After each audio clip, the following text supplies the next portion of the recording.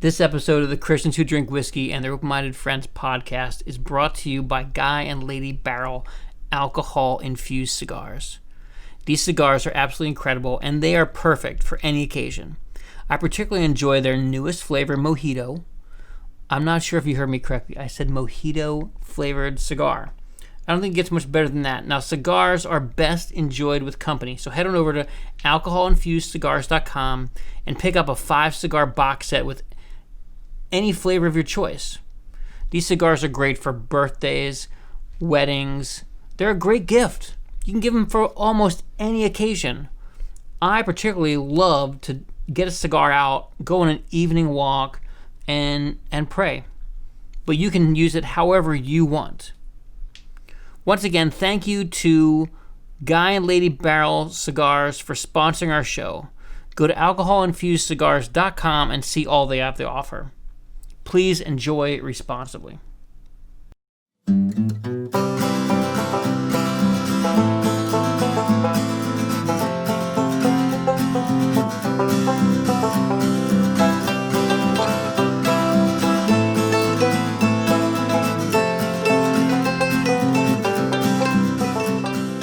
Hey guys, Kevin Hackenberg here, and as you know, this is Christians Who Drink Whiskey and Their Open-Minded Friends. If you're not expecting that, you clicked on the wrong link. Stick around. It'll be fun. And then you can go find whatever button you were supposed to hit. But I digress. Right now, we've got my good friend Charles Washington Jr. here on the show, and I'm super excited. Today, we're filming this on Juneteenth, and it was an honor to have you here on this revered day, celebrate day. And you brought some beverage for us. Tell us about what you brought us. Today's Juneteenth, and I thought it only appropriate that I bring Uncle Nearest with me. For those who aren't familiar, most people are familiar with Jack Daniels, and Jack Daniels is a popular brand. However, Jack Daniels has acknowledged that Jack was a slave owner, and Jack actually learned the trade of distilling whiskey from a slave named Uncle Nearest. So a few years ago, the Jack Daniels brand decided to produce an Uncle Nearest brand of whiskey to honor the history of Uncle Nearest. So I thought on Juneteenth that would be appropriate. This is amazing. I don't know much about the creation of whiskey. I know how to drink it, and I'm learning every day. So thank you for bringing some Uncle Nearest, and he's the nearest and dearest to our hearts. Yes, indeed. And soon our lips. So want to open it up for us? Yes, very awesome. We got some tumblers here. We'll pour it in. Purple or blue? I'm with you. Whichever you give me. You can have the purple. You're a little My fancier. mom would be proud. Yeah. So, how often have you had some Uncle Nearest before? This is actually my virgin time with Uncle All Nearest. right, awesome. We're both do it together. We're both having an Uncle Nearest first time experience here. It's actually got the Tennessee logo on the top. There's a letter opener right over there. See the golden sword? The golden sword? Right behind the Sharpie. Yeah, there you go. Say so. Does that work out? Yes, oh. Black man got a knife out. Oh. You know? There we are. You're doing good work there. Thank you. Man. Thank you for bringing this over. This is wonderful, man. It's my privilege, my friend. Thank you very much. I'll let you do the honors. honors. First for yours, though. So, as you know on the show, I typically go on the rocks, but Charles here is a drink it straight kind of guy, so I'm going to... If you hear some coughing and wheezing, that's going to be coming from my side of the table. We'll be good. Cheers. Look, I am. Look, I am. I like it. Uncle Nearest, thank you very much. Has a good aftertaste. I like Nice. So, Charles, we met each other. Do you remember we met? I don't. I just know. I remember knowing you. I do remember when we met. It was June of 1996. Whoa. We met on an NFL commercial down in South Philly because I met 3 of my friends that have become lifelong friends on that day, and you were one of them. Well, that's an honorable thing to say. And yeah, we had a lot of fun. It was an NFL Play 60 commercial. Yeah, and I think were you on Watermelon Woman? I wasn't on Watermelon Woman.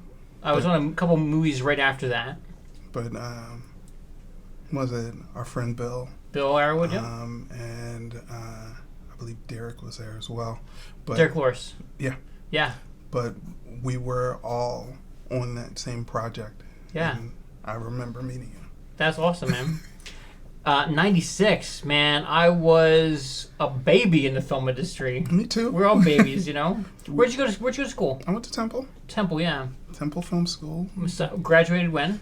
94. 94. You're ahead of me because I graduated 95, and my degree was from Messiah College. Right. Their radio, TV, and film program. But a lot of my classes were at Temple. We didn't have any classes together, did we? No. Because I was behind. Because of Messiah College, I was behind. I didn't start my film classes till my junior year. So you probably were already doing those. All the classes I was taking, you had done years before. I definitely remember the groups of classes that I was taking at the time, and I remember a few of my Facebook friends were in that class with me. No, we didn't have classes together. Some things I can't publicly share as far as but I spent a lot of time with working on film sets during my last 2 years at Temple, as well as I was working 3 jobs while I was in film school. And that's actually how I ended up getting my first job on a film set, because of the 3 jobs I had outside of school. What was your first films you worked on? Was it? I can't remember the name of it for the life of me, but it was in the basement of City Hall. Eugene Martin was the director. Rick Walls was the AD with Maureen Rick McKenna. Walls. Oh, wow. Maureen, yeah. Yeah. And we shot in the basement of City Hall for 2 months.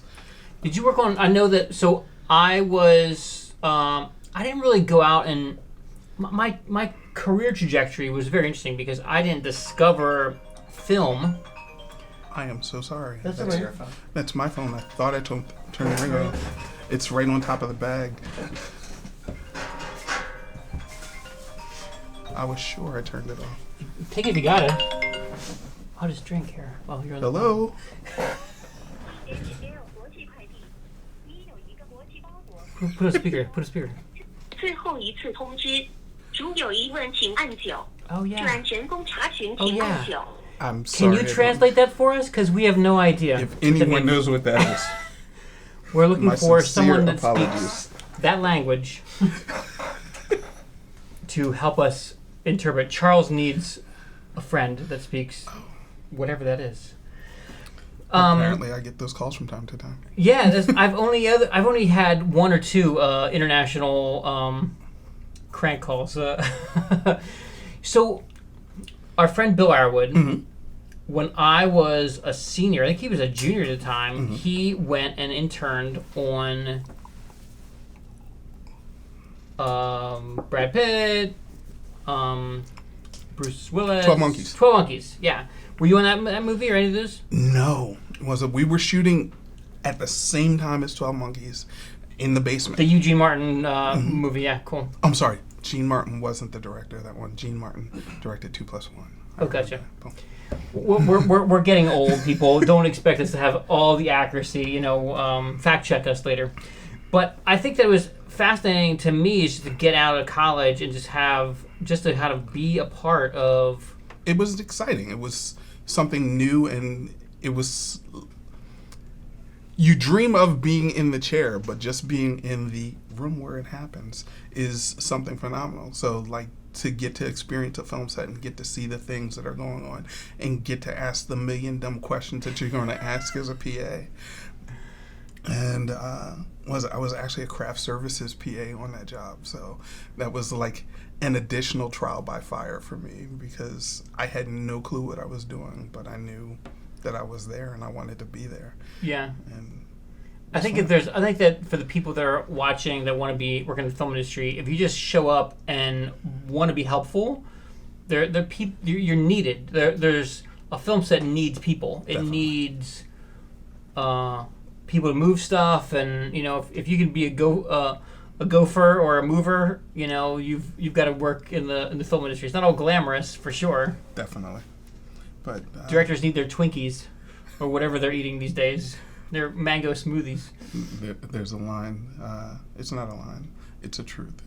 If you can be faithful and available and teachable, then you can work on a film set. Yeah. I got by without the teachable part. I learned some things or two, and I was just looking at your IMDb. We worked on a bunch of movies together. We worked on Prison Song together, Beloved together, Woodsman. My oldest son was born on Beloved. Yeah? He was born while we were shooting Beloved.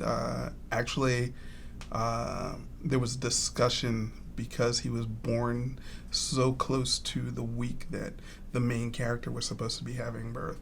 There was consideration of him being the newborn in the film. Oh, wow. But he was a preemie and he came 3 weeks early, so he missed his shot. Oh, man, the close casting calls. So he's watched the movie a couple of times and he's like, oh, that was supposed to be me? Yeah. You could have just told him it was him, You could have. I don't think he looks like. Okay. I see that we worked on. I worked on Beloved too. That was that was a really cool experience. It was kind of Oprah before she was like Oprah. Right. She's still Oprah. And Danny Glover was like the hot commodity at that time on that movie. And then the Woodsman. You were the key PA. I tell this story all the time. I was in the movie for one day. Have you heard this? You remember this story? I came in at the end of the movie, to replace Mark, our friend Mark, who was the dolly grip. And he had to leave for vacation. They were doing extra days. And we showed up, and the key grip, our friend Chris Beatty, says to me, hey, congratulations, you're the dolly grip today. The first scene, no one's happy about because it's a reshoot of a sex scene. The lab messed up a sex scene, and we got to reshoot. You're the dolly grip. You're supposed to be there. Because you're the new guy, there's a high chance you're getting kicked off set today. And I'm like, thanks. I guess I'll stick around and wait for that action to happen. Right. And sure enough, Kevin Bacon comes in the room, and I'm not looking at him. I'm looking down or at the crew I'm hanging out with. For that kind of scene, you've got the cameraman, the AC, and the sound person, and me, the dolly grip. And I see someone walk in the room. I look up. It's Kevin Bacon staring at me. And I nodded and then looked away. But I could feel out of the corner of my eye that he didn't move at all. And I just waited and waited and waited. I'm like, he's got to move sometime. It's like a game of chicken. Like one of us is going to turn away or I'm going to turn back. I looked back and he was still staring at me, and he turned and walked out. And that's when our friend Colleen came and got me, pushed me off the... I was like, what are you doing here? I'm like, you were happy to see me a half hour ago, but now... So Chris came and did that shoot. The funny part about the day was that afterwards, we're shooting another scene on the same set, not as intimate, and we're doing the rehearsal, and the cinematographer is looking in the eyepiece, and he's like, okay, Kevin, go ahead, telling me to push the dolly, and the choreography of the rehearsal didn't work out, and the DP came out of the eyepiece and was like, what happened? And he's like, oh... He's like, I'm sorry, Mr. Bacon. I was talking to the dolly grip. Kevin looked at me for the second time and the last time ever.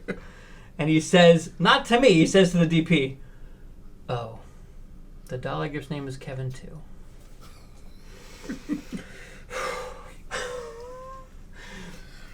It was a fun shoot. I came in at the end of a movie that I heard was a lot of tension. There was a lot of tension on that shoot, but we had a lot of fun while I was on it.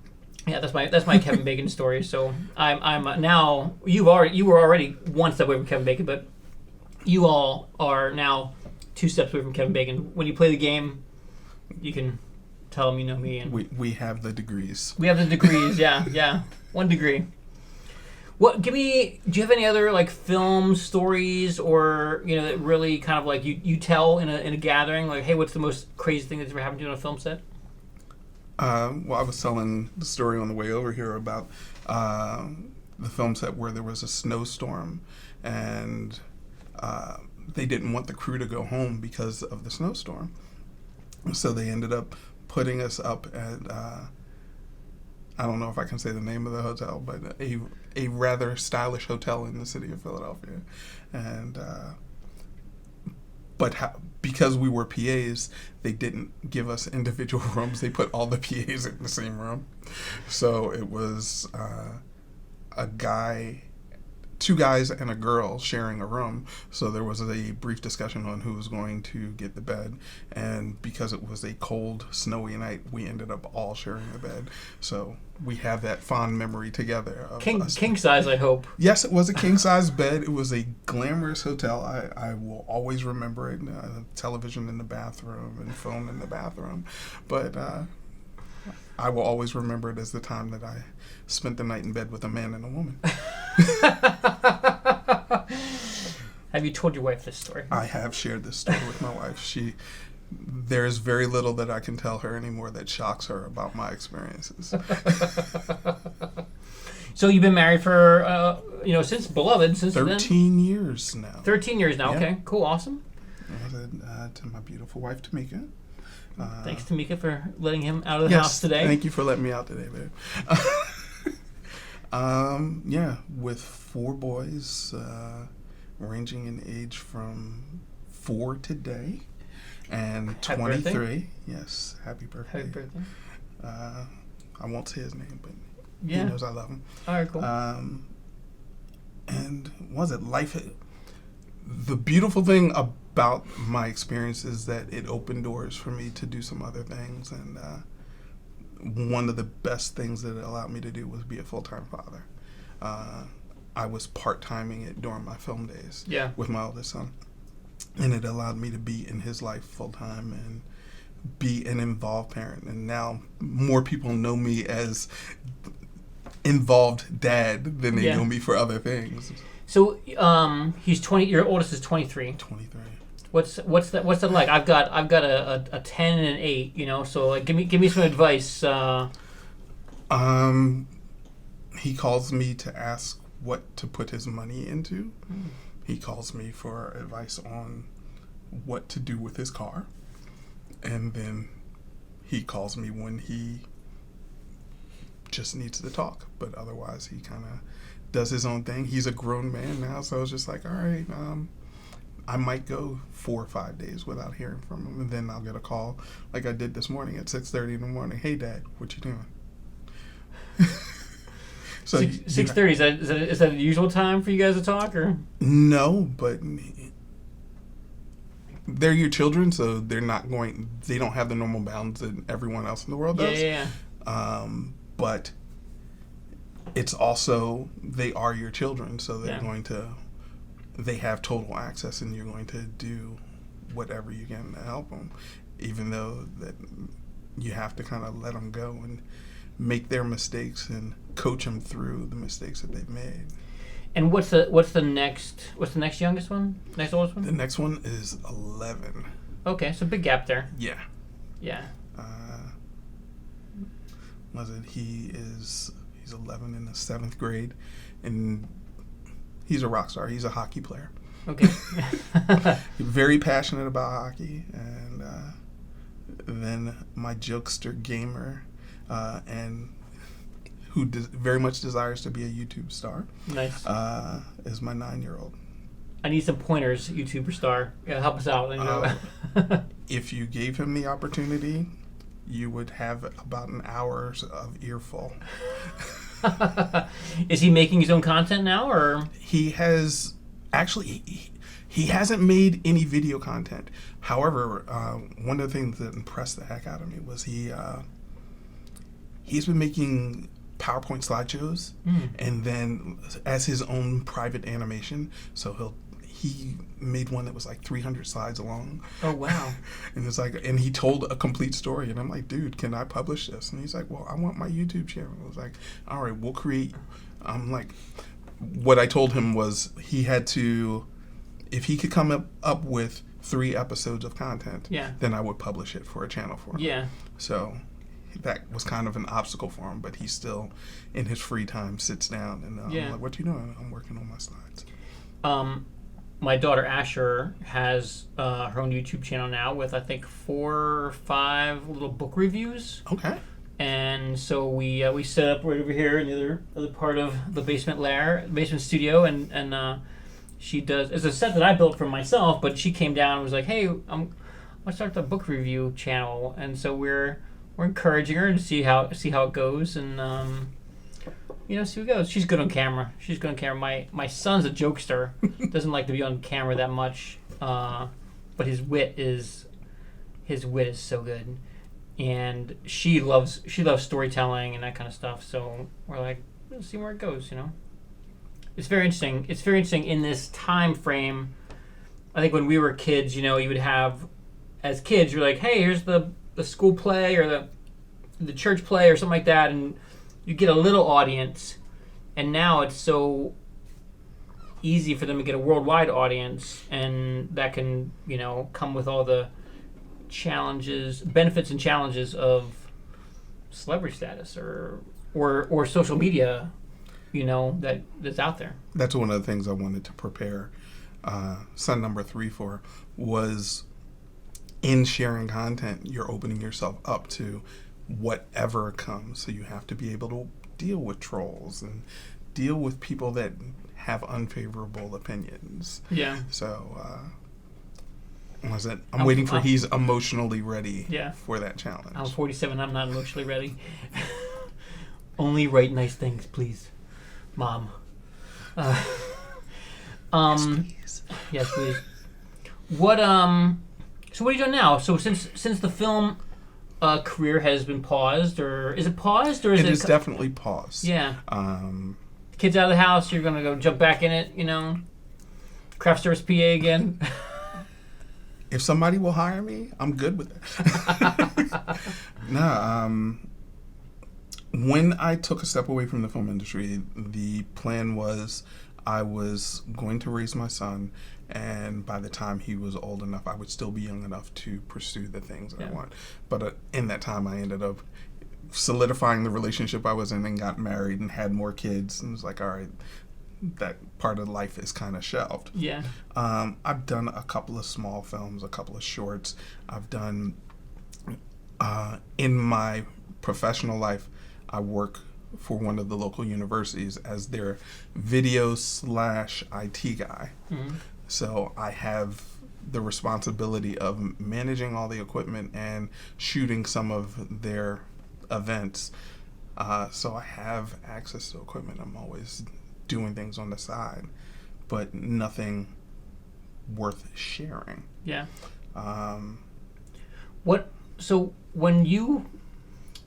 I was just being interviewed this morning by my social team, and they were just, getting down to like the root of like what movie when you were a kid maybe or whatever kind of spawned this interest in storytelling or films or like.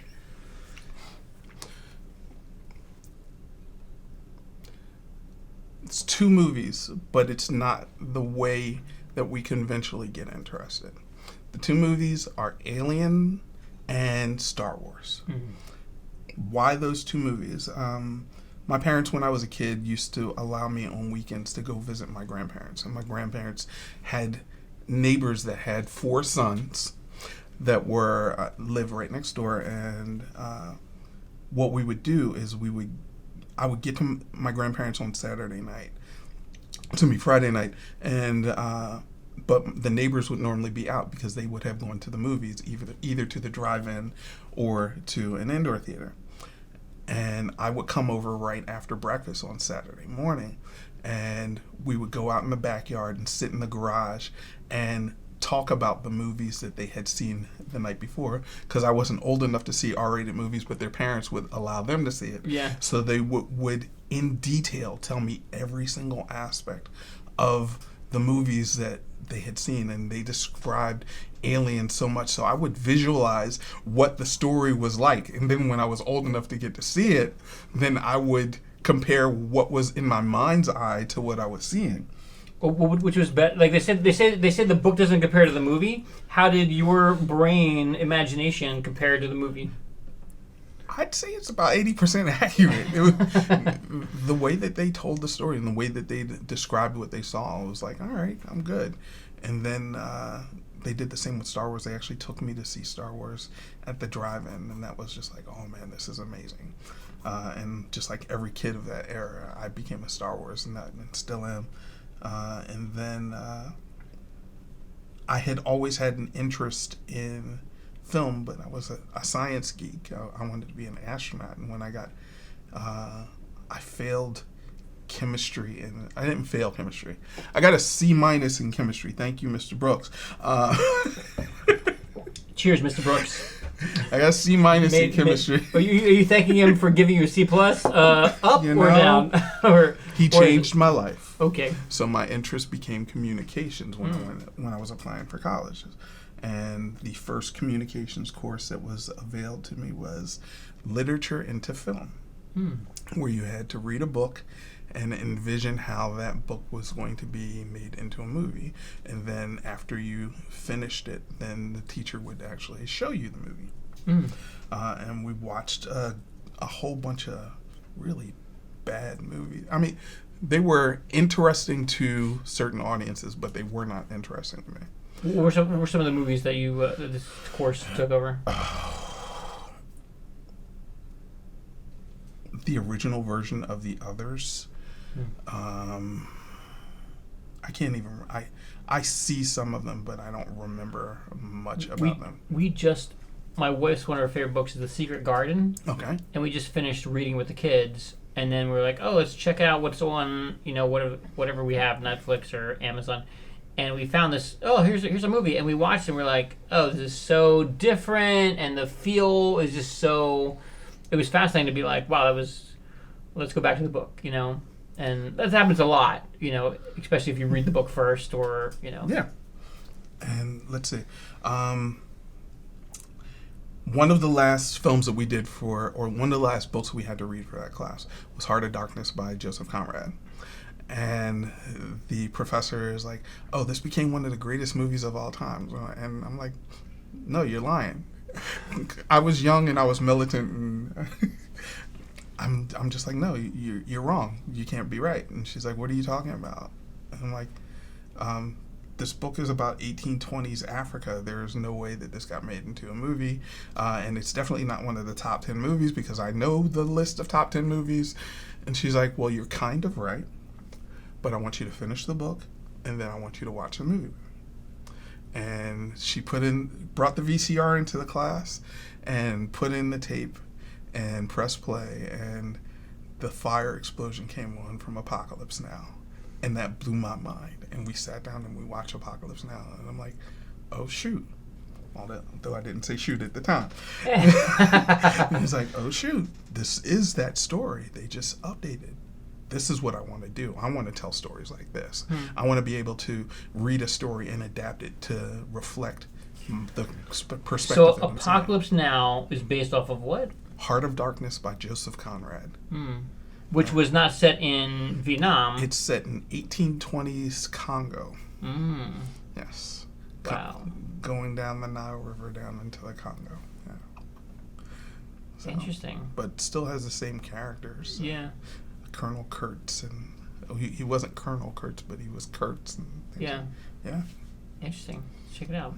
You guys all at home probably like, you didn't know that, Kevin? I'm like, no, I'm just like, just the guy that sits here and drinks whiskey with friends. That's awesome, man. What, of all the projects you've worked on, is there one that like stands out as you're like, you're proud to be part of that one, or is there, or is it just the whole? Is it more of a general thing? I'm proud of the entire body of work, but just for the personal relationships that came out of it, I got to give a shout out to my man Rich Murray with Snipes. That was just the funnest, most congenial job to have worked on. Nice. It was a family affair. Everyone seemed to have fun. There were good vibes. We partied and did stupid things. For those that were there, were you on that set?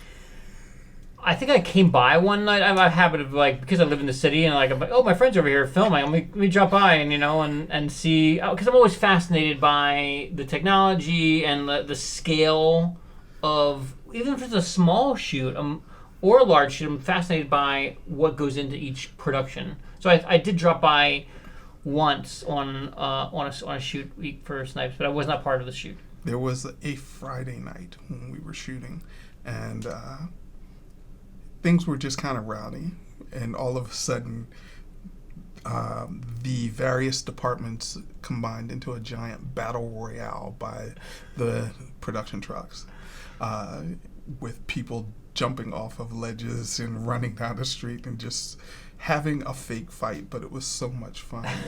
The friends that I made on that show are friends for life. It was That's awesome. That darn good. I don't know if you know this. Rich Murray, big shout out to Rich Murray for two reasons. One, directed one of my favorite songs when I was a kid, directed the music video for Crisscross Jump Jump. Yes. As well as, I'm blanking on the bluesy group. What? The Fugees?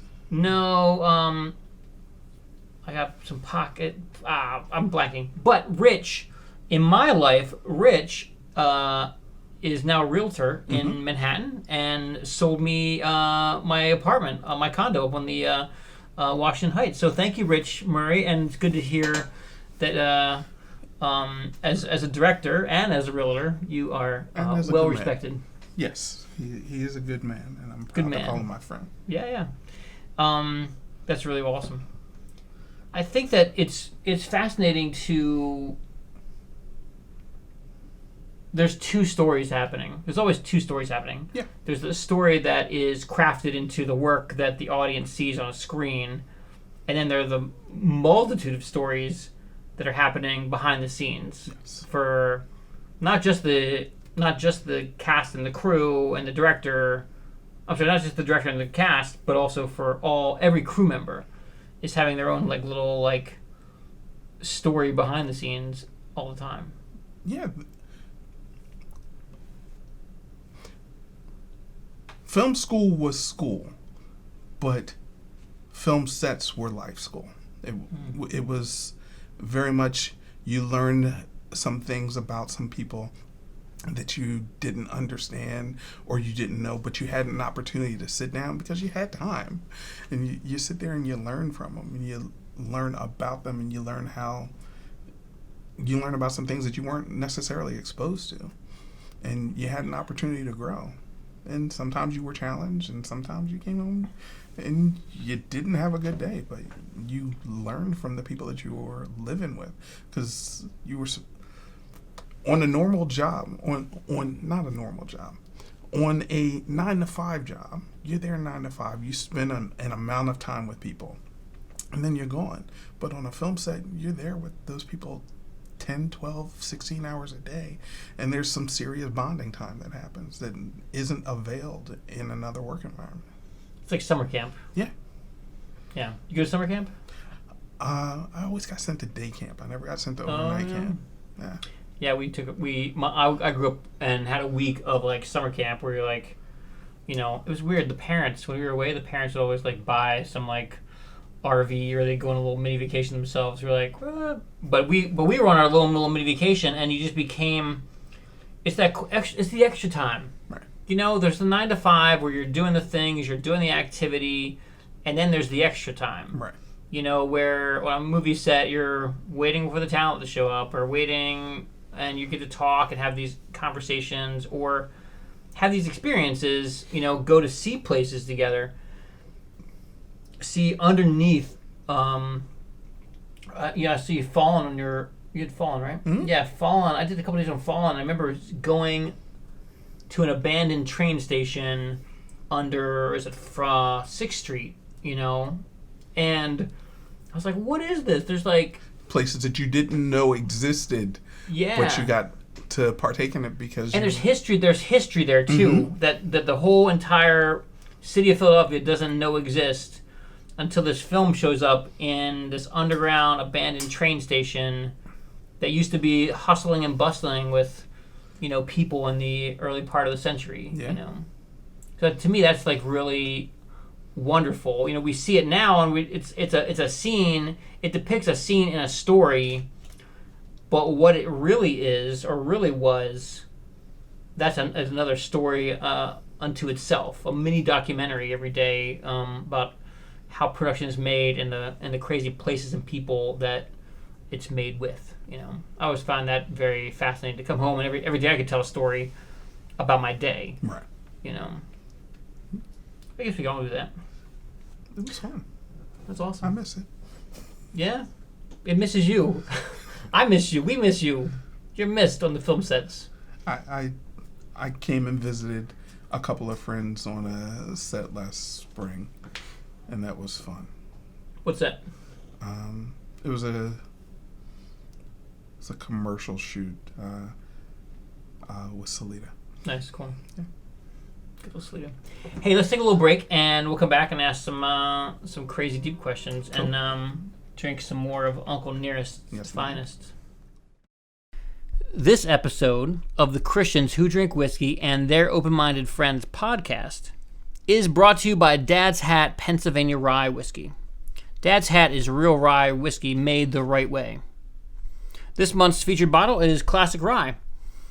Barrel aged for at least 6 months in charred new oak quarter cask allows the genuine rye flavor to evolve quickly.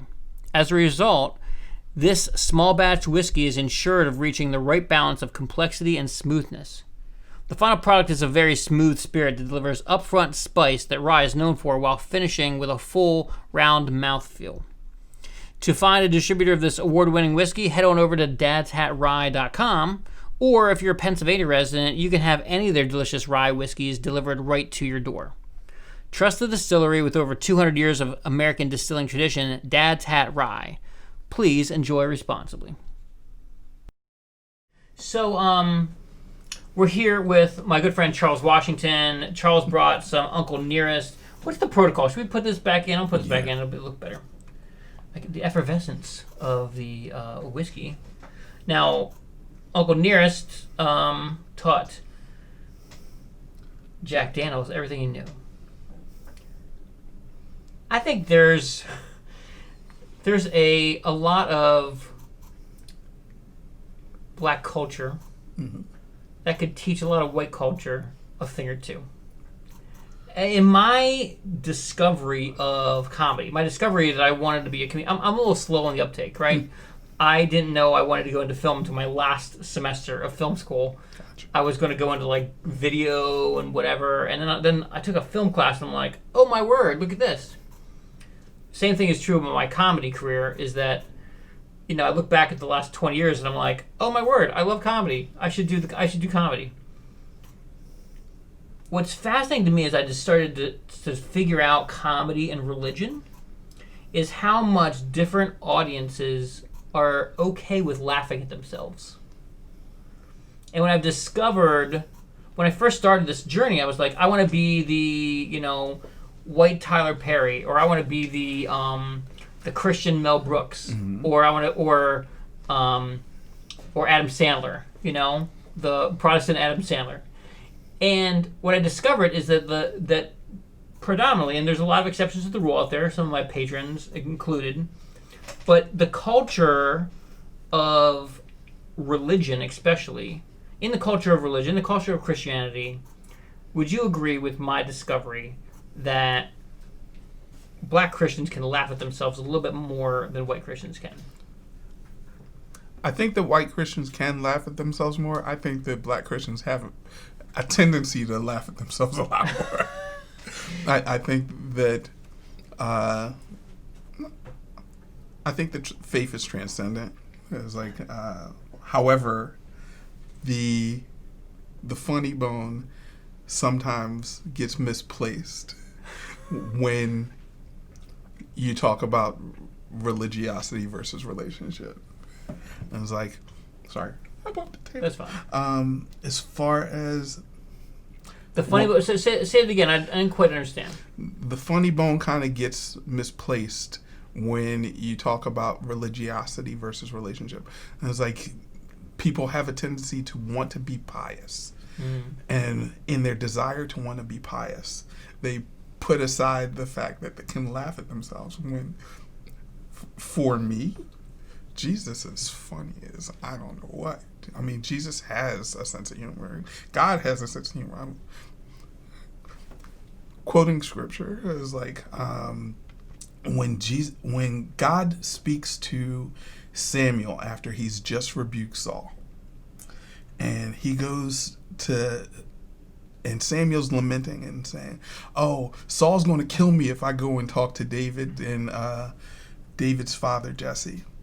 And God's like, God has just rebuked Saul by telling him that you tried to give this sacrifice when you weren't supposed to.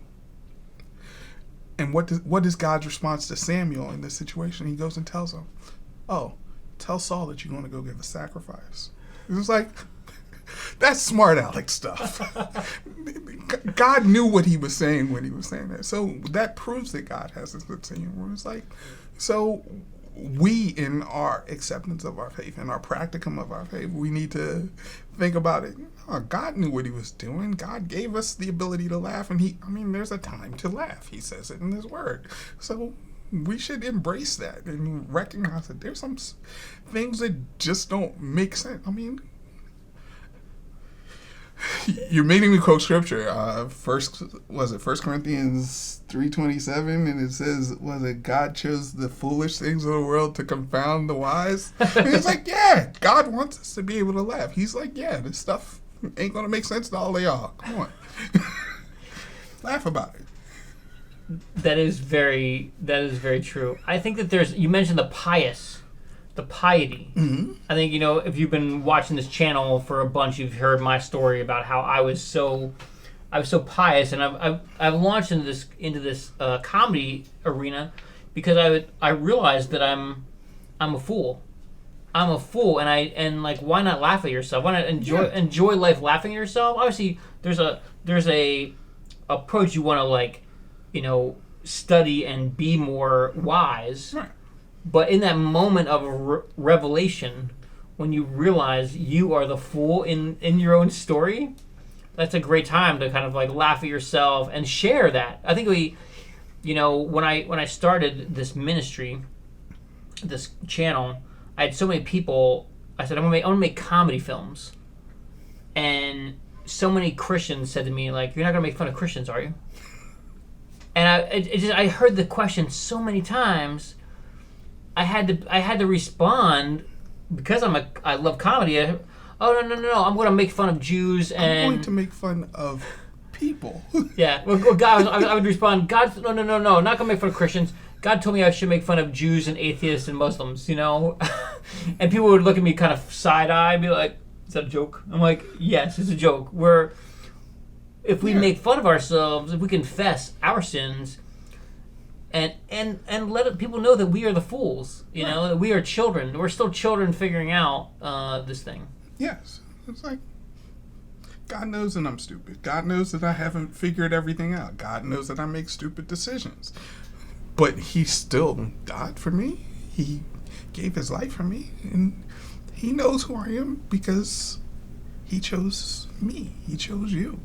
Yeah. He chose all of us, if you accept him. So the big question, you kind of alluded to it in your philosophy there. What do you think of Jesus? I think Jesus is a cool cat. I do. What?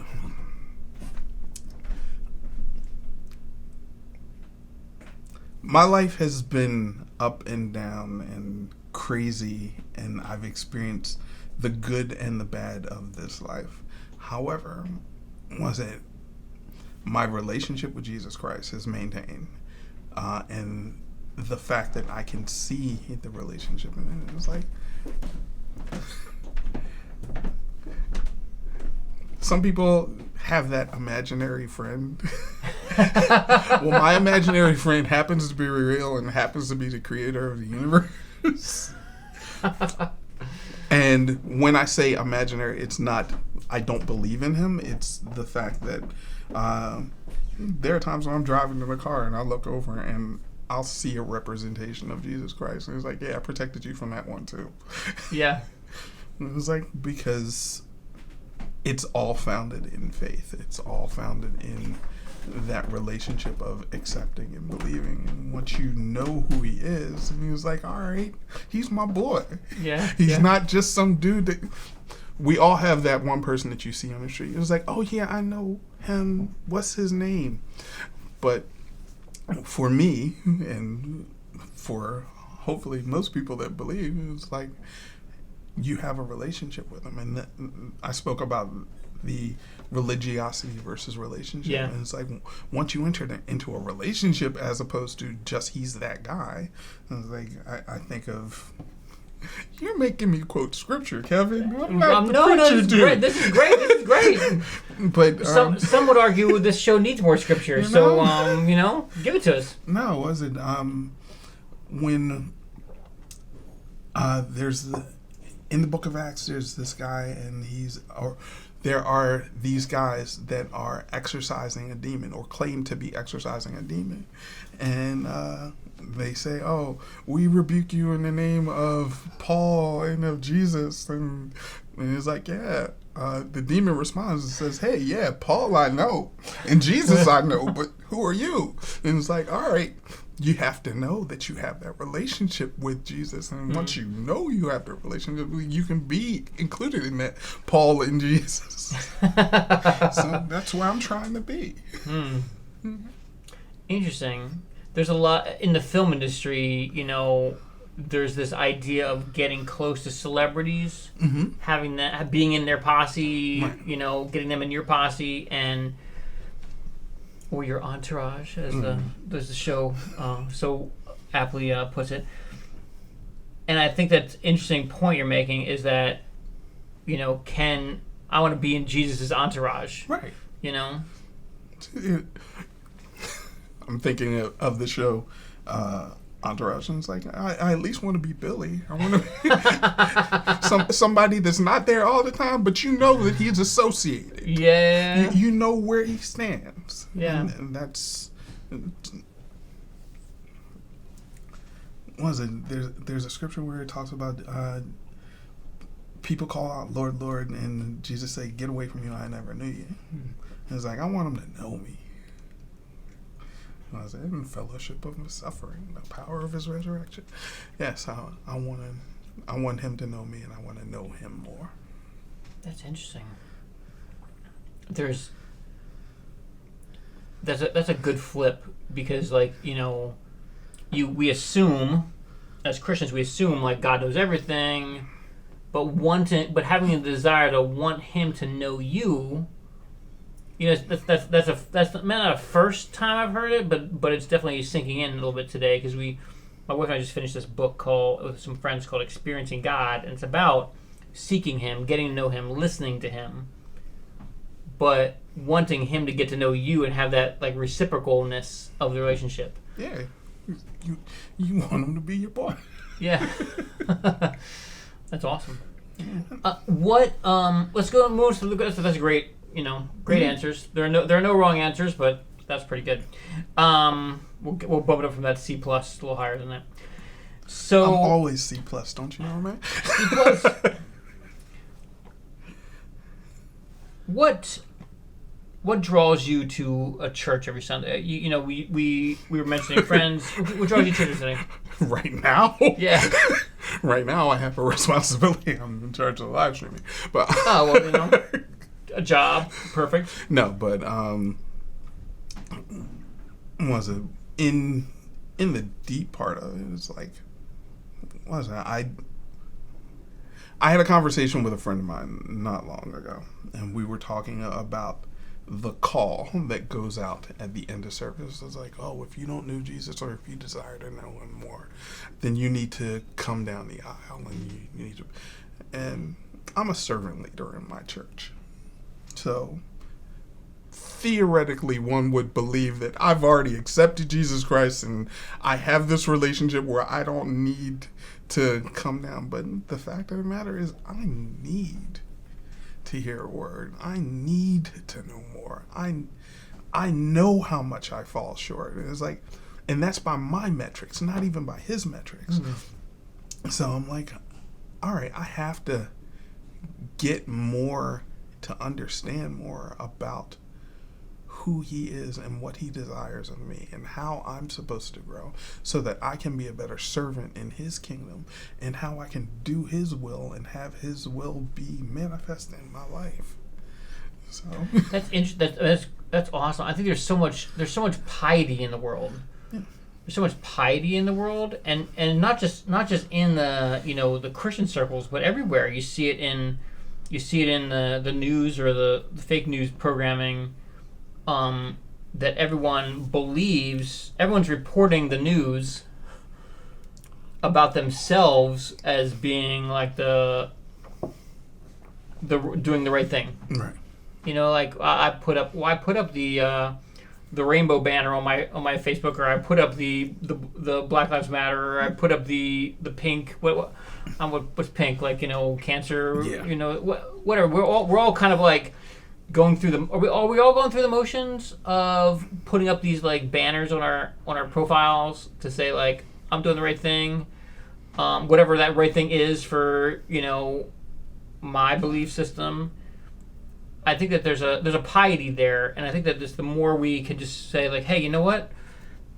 There's a metric. Let's just take my metric. I failed my own metrics. Like that's a beautiful place to start in building relationships. It's wild to me in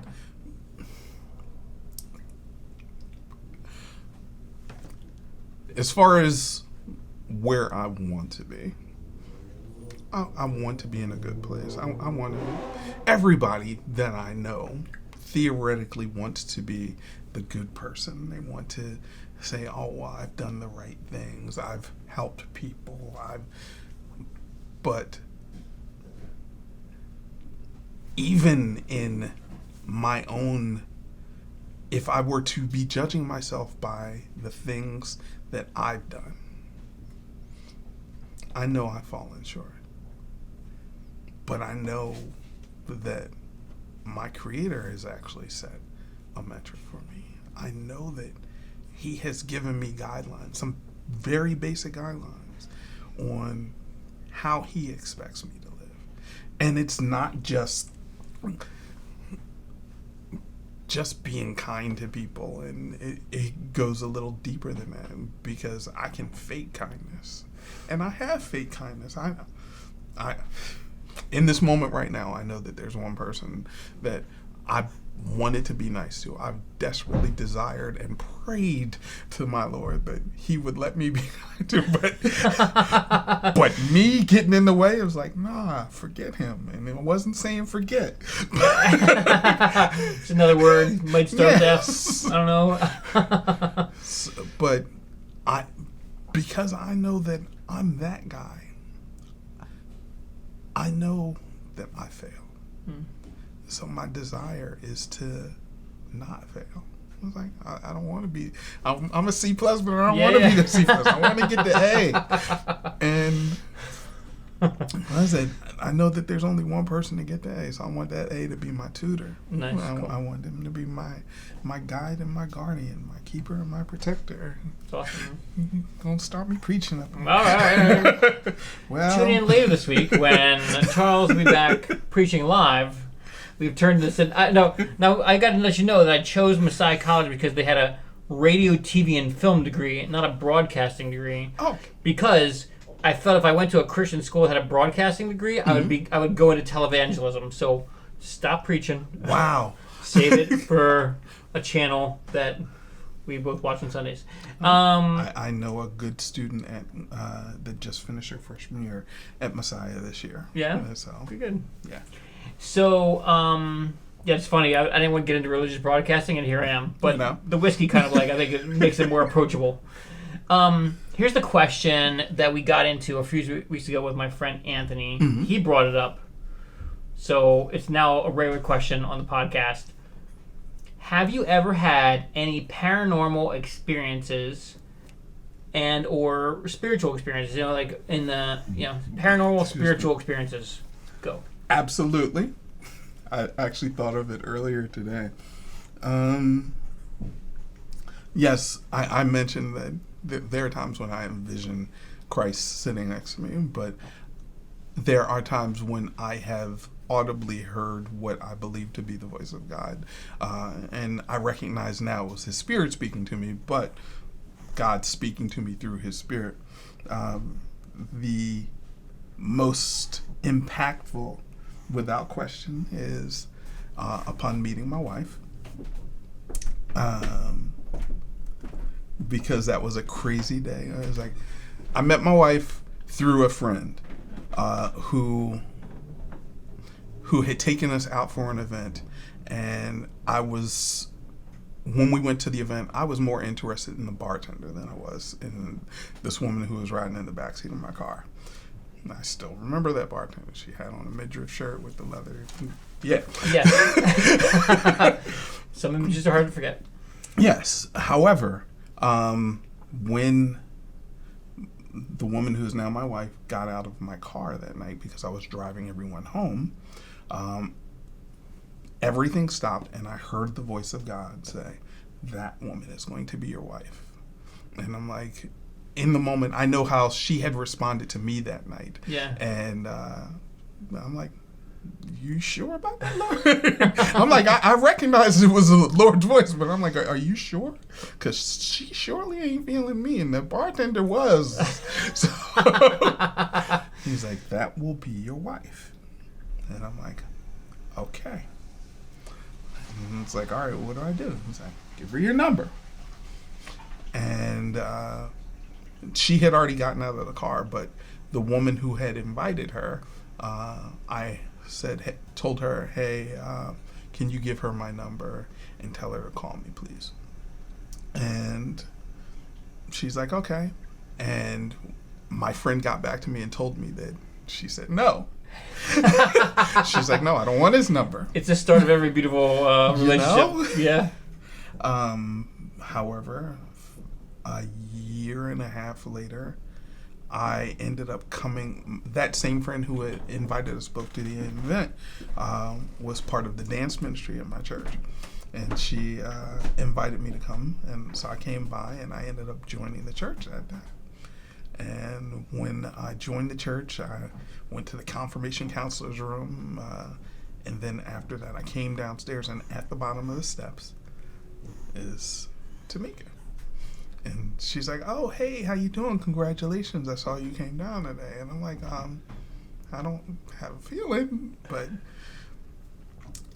especially since I'm not going to let you be that woman that gets the guy as soon as he comes to the church, and I got a girlfriend anyway, so bye-bye to you. Yeah. But she ended up calling me, and 4 years after that, 5 years, almost to the day from the first day that I heard the voice of God, I ended up marrying her. It's interesting. Someone was asking me the other day about me hearing the voice of God, and I had to describe it as like it's not logic in my brain. It's not like oh, you want to do this, so God says do this. It's always felt contrary to logic. Mm-hmm. I mentioned the fact that I believe that God has a sense of humor, and he's a bit of a smart aleck when he does it. It's like further along in my relationship when we were dating, was that my wife and I am happy and pleased to say that we were celibate throughout the entirety of our dating period. Mm-hmm. However, I had a son prior to our relationship. I had some experience, and I was used to things going a certain direction. Yeah. And I had a talk with God, and I'm like, "Hey, I'm not really waiting for this girl." And I'm like, nah. And there was another woman that was catching my eye. I've told my wife about this, so we're good with this. And Tamika, if you're watching, then you know we've talked about this. But I'm like, there's this other woman that's catching my eye, and I'm I'll wait for her. And God's response in that moment was, but will you wait for me? And it was like, all right. And that's how I could confirm that it was the voice of God and not me, because he had that smart aleck, but factual in the smart aleckness nature, where it's like, yeah, all right, I can wait for you. Right. And from that point forward, it's like, all right, I'm I'm in. Like a parent to a child. Okay, Yeah. you know. Great. This is a great conversation.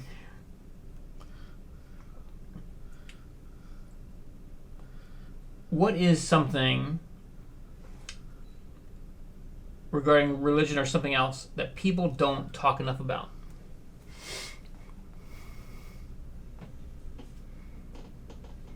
I think stuff like this.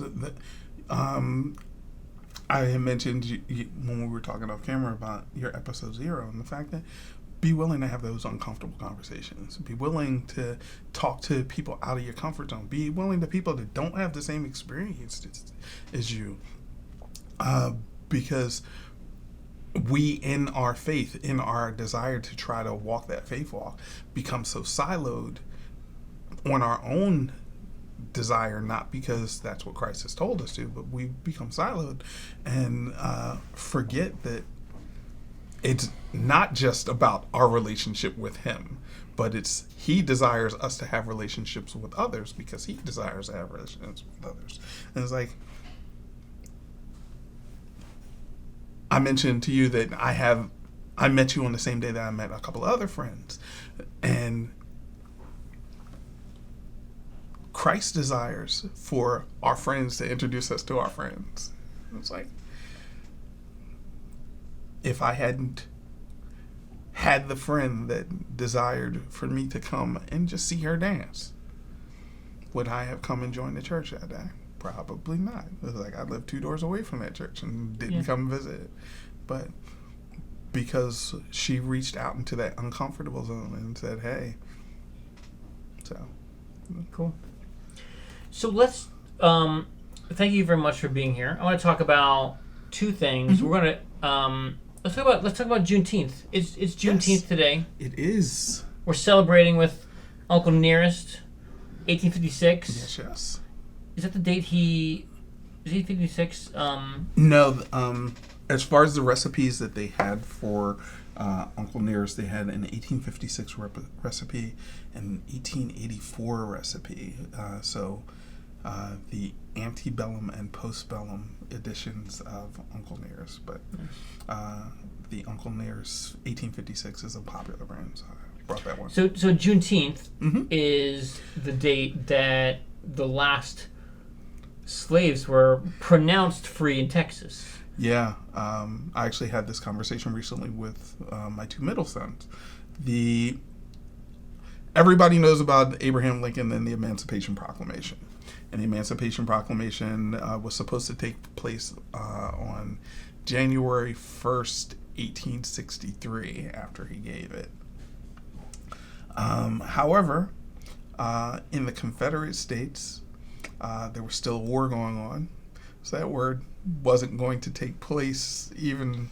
No one was reporting on that. The proclamation in and of itself it would be the equivalent of we're going to build a wall and Mexico's going to pay for it. Because it was a declaration in a foreign land. Yes. However, when the Confederate States were defeated in April of 1865, word still did not travel down into the southern states, and there was no Twitter, no Instagram, no Facebook, so that was going by hand. And in the area of Galveston, Texas, even though the information had been 2 years post being sended, it didn't come to Galveston, Texas, which is in southeastern Texas, until June 19th, 1865. So that day, in some areas, is referred to as Emancipation Day, but it's affectionately known as Juneteenth. especially in the African American community. I think it's interesting. Like, you got to admit that's when it was announced in Galveston. Yeah. The proclamation read out loud in the public square, I imagine, or wherever, City Hall.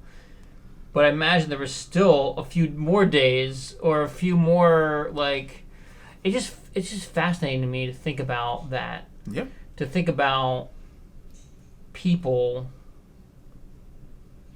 that didn't know any way else, that, like, growing up, like, had to report to their owners. Yeah. And now having that, like, freedom and the nervousness. I've had some conversations with some people that have been given a new life, in Jesus, and are, like, trying to figure out what does that mean now. Like, there's this joy that comes over you, but then there's, like, this, like, what do we do now? What do we do now? Like, this is all I know. This is all I know, and how does that look? How does it work?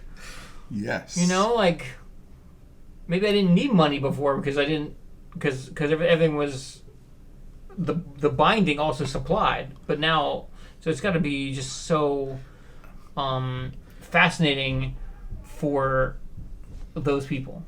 I never quite thought of it in that context as far as new faith, but yeah. And you look at the results of the Emancipation, and it kind of parallels how people react in faith. When they accept Christ and they come into the newness of their salvation, there's basically two paths you can go. You can be on fire for Jesus, and you're doing everything, and you're reading everything you can get your hands on. You want to know everything. And if you look at the history of the United States, during that first period after Emancipation, there were a lot of people that were dealing with the Reconstruction period. And that up until recent times was when you had the most amount of African Americans in government, because they're like, all right, I'm going to change some things. I'm going to change some things right now. And then you have the others that it was like, all right, I don't know how I'm going to do, and I don't know. And then you have people in faith that kind of fall off or fall back because they're not sure how they're going to adapt to this new change. So yeah, thank you for that, man. Well, it's just interesting. I think that, like, I think when I was 7, and my grandma put me on the spot, heaven or hell, it was like, it didn't change much. I was still going to church. It was just like, now I'm just going to stay going to church.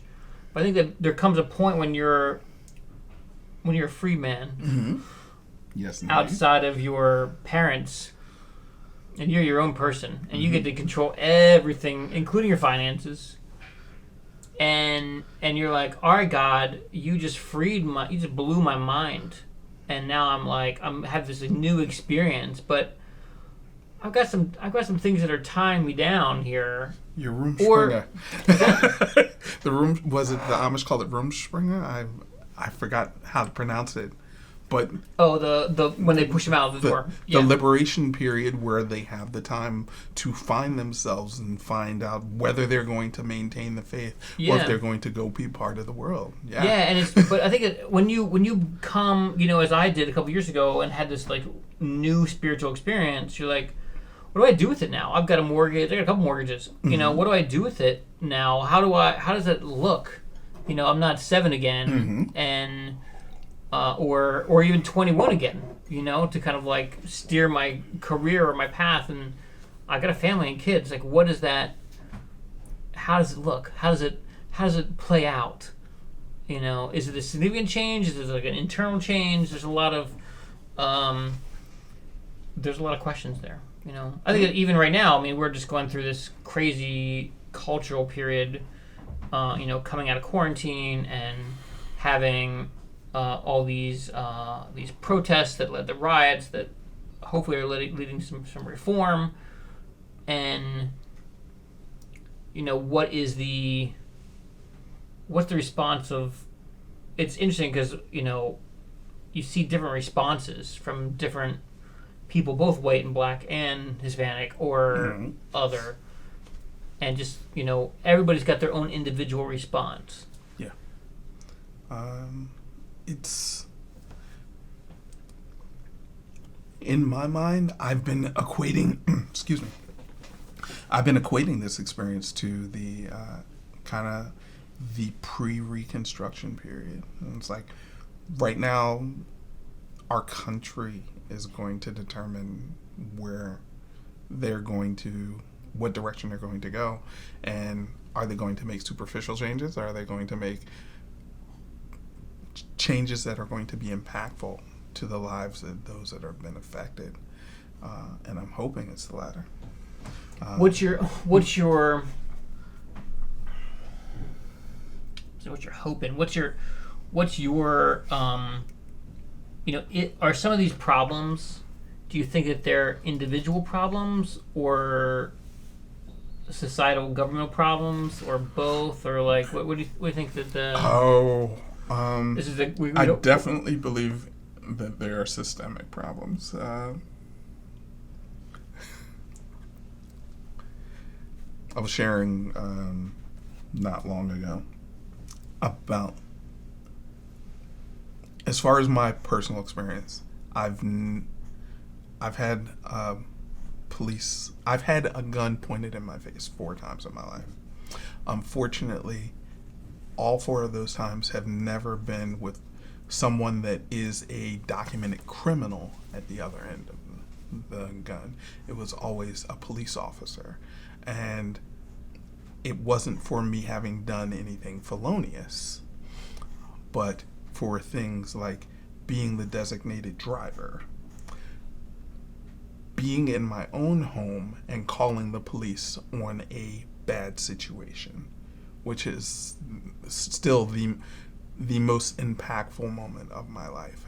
Or not the most impactful, my children and my wife are definitely, but it is something that is resonant with me.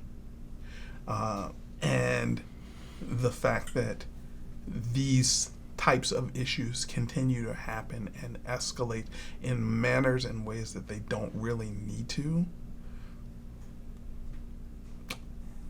drives me personally, but drives the community around me to want to change things. It drives me to want to have an impact on the system the way the system has impacted me. Because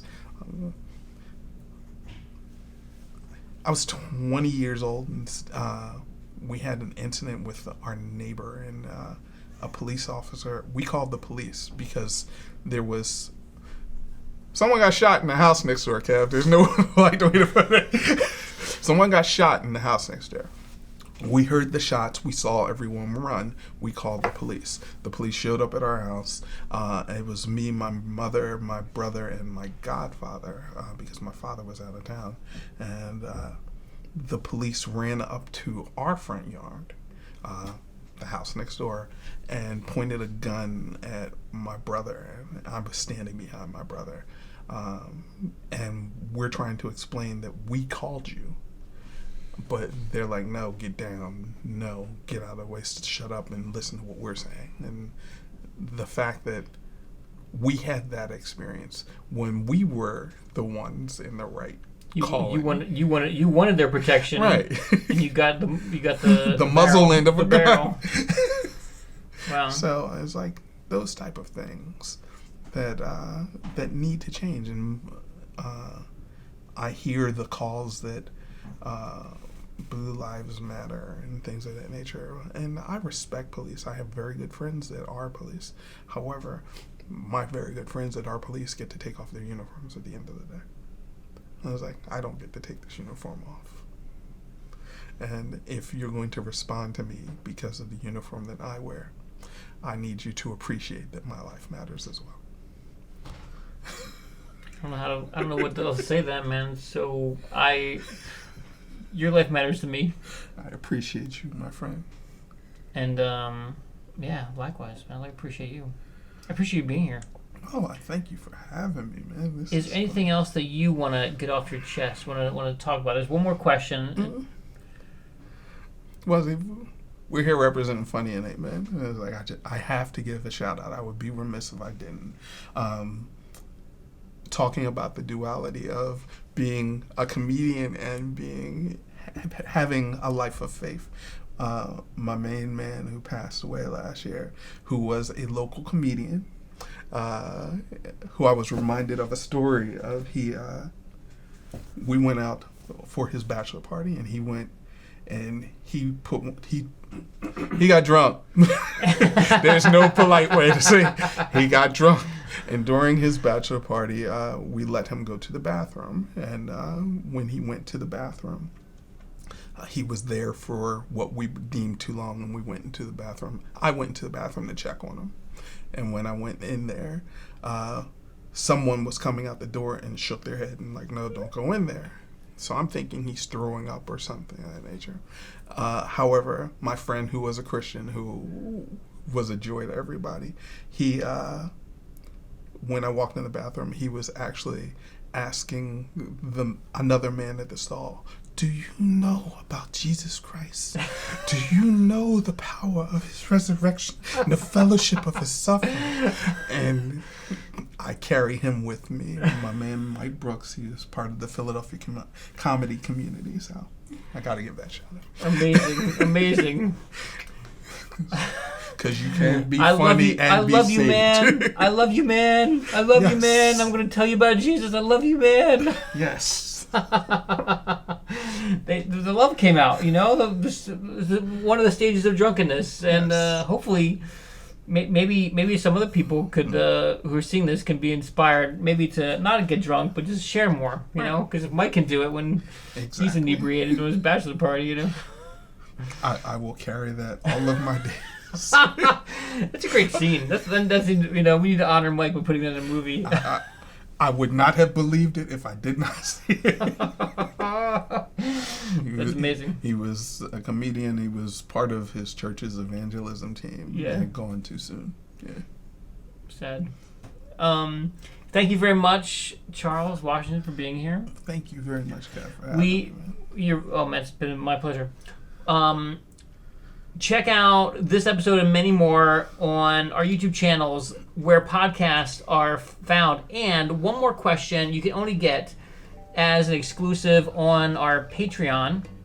That's patreon.com/funny&amen, FUNNYANDAMEN. And please join us there.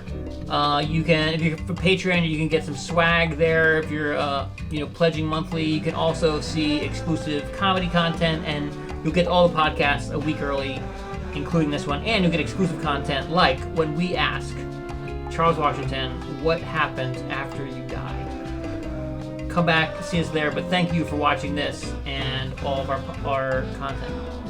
Appreciate it. Cheers.